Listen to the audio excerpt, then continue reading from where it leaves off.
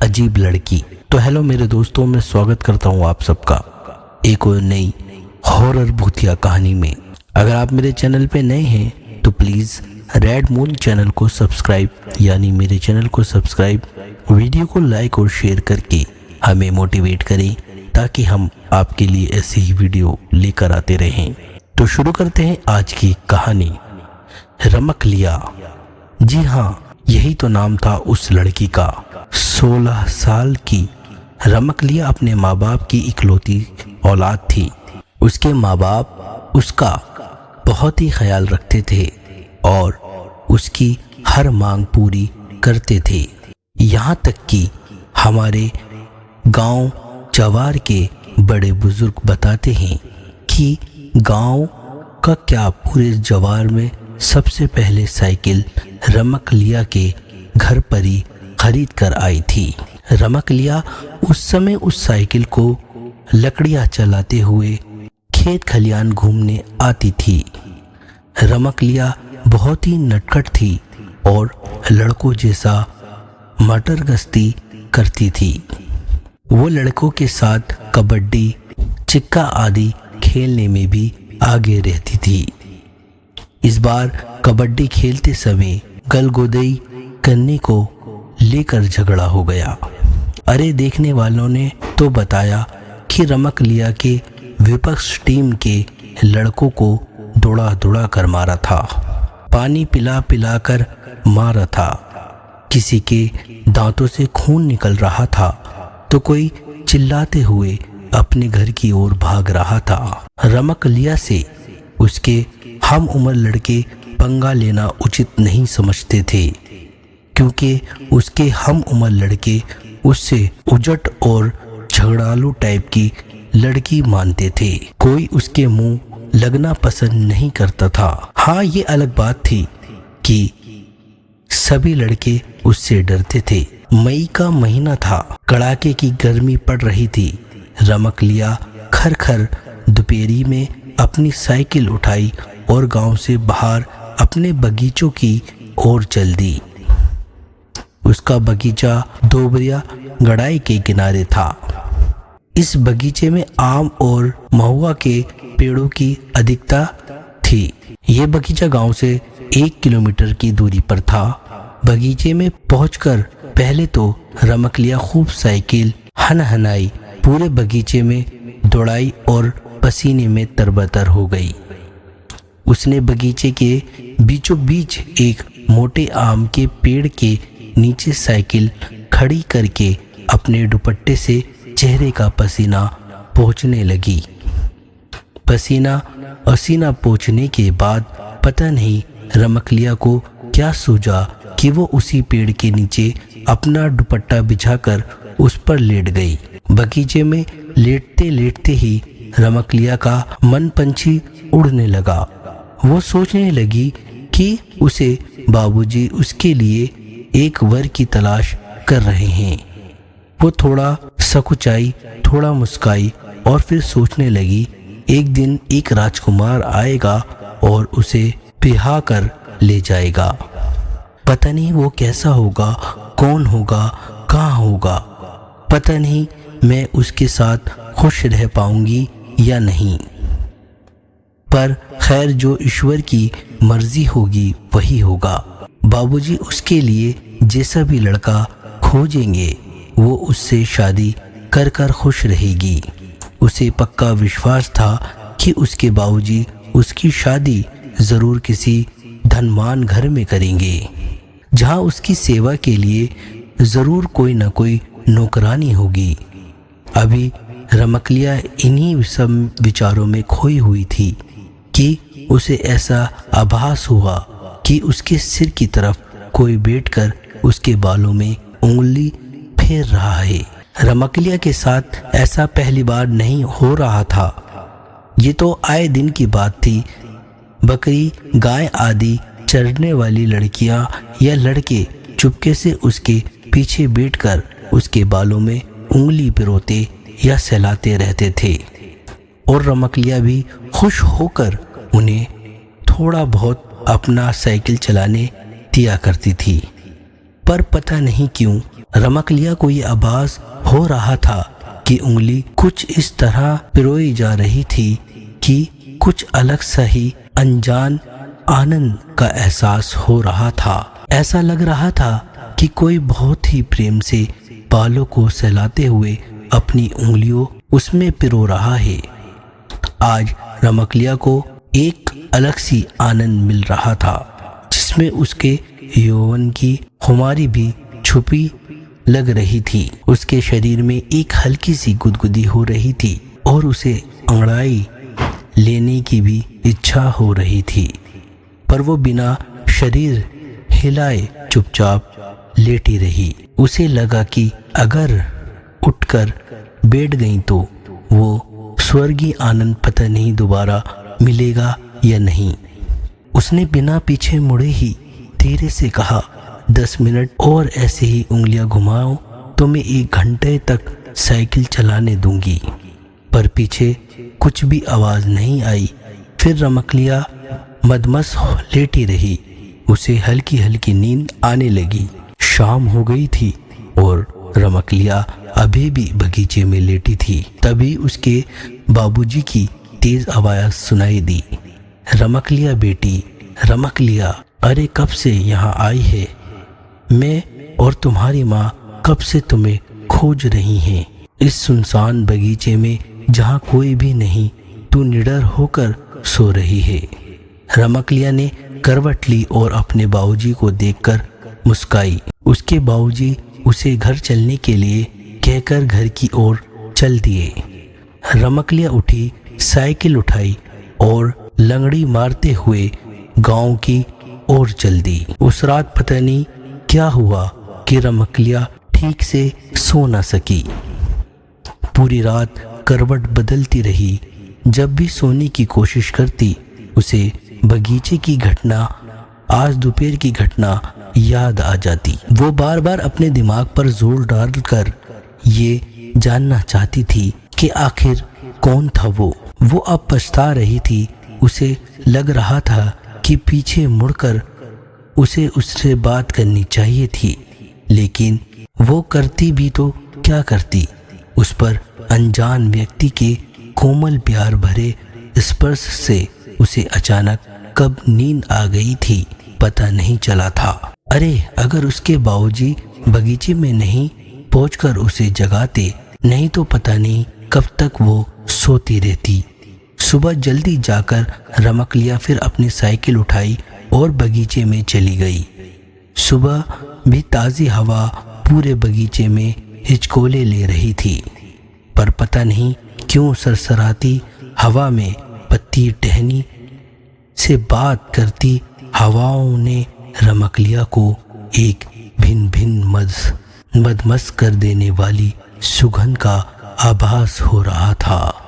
उसे ऐसा लग रहा था आज पवन देव उसके बालों से खेल रहे हैं।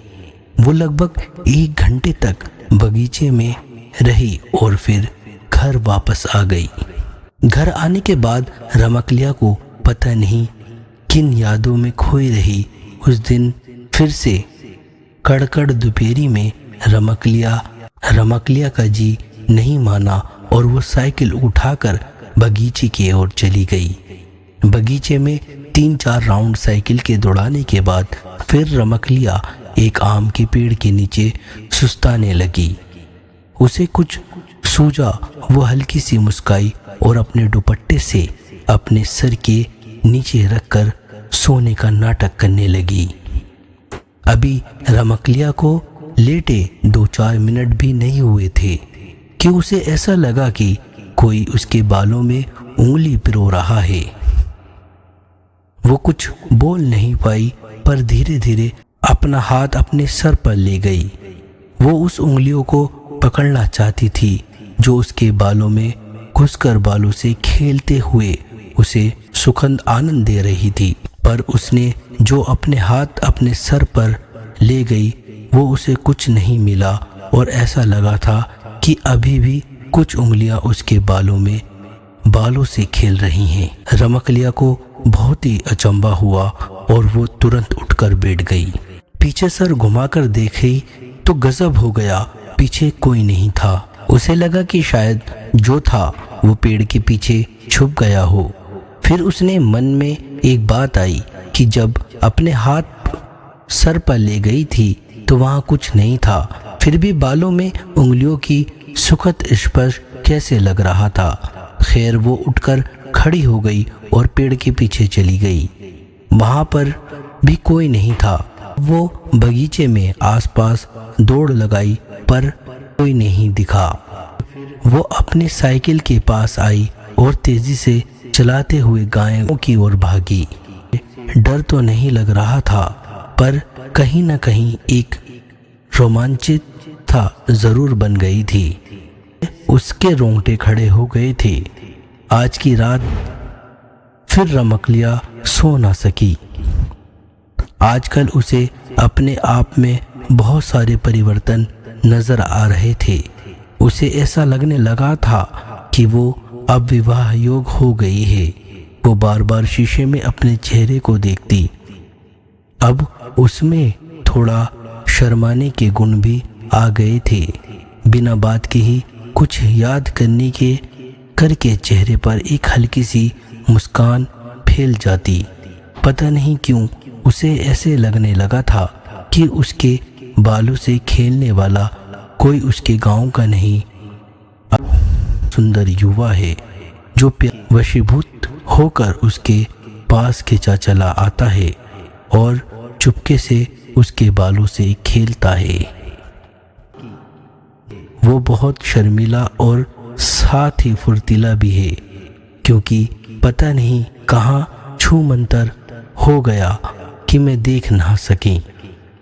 रमकलिया के दिमाग में बहुत सारी बातें दौड़ रही थी, पर सब सुखद एहसास से भरी थी, रोमांचित करने वाली थी।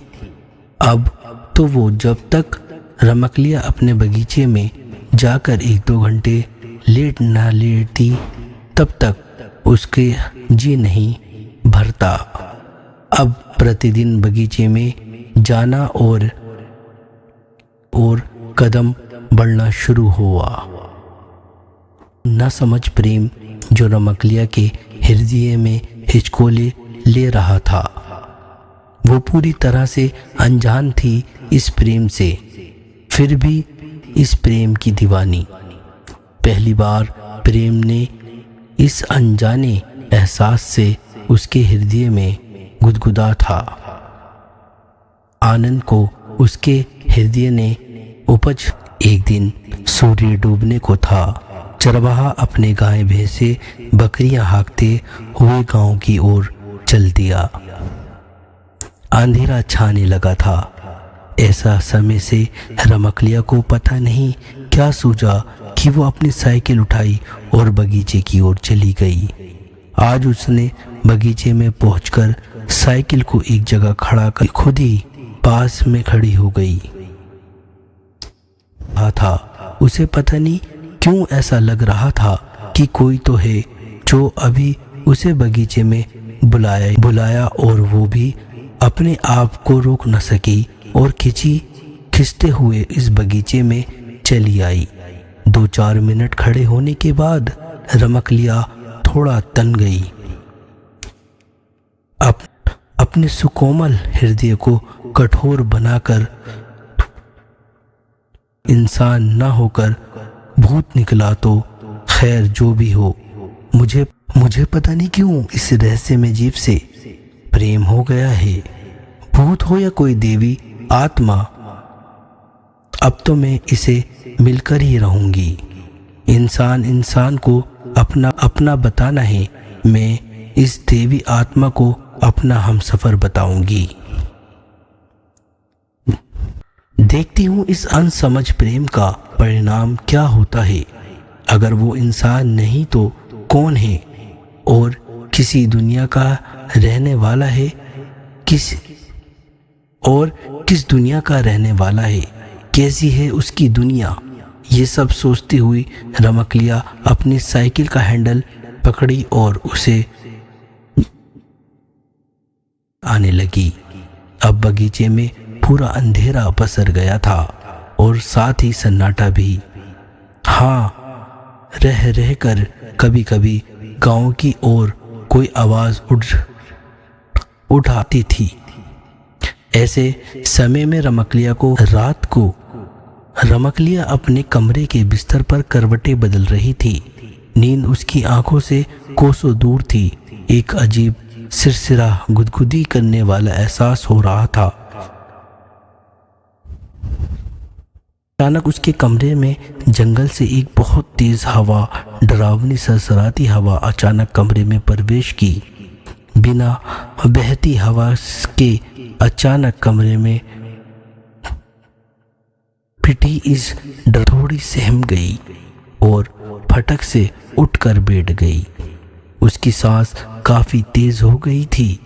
वो धीरे धीरे लंबी सांसें लेकर अपने बढ़ते दिल की धड़कन को भी काबू करने का प्रयास कर रही थी।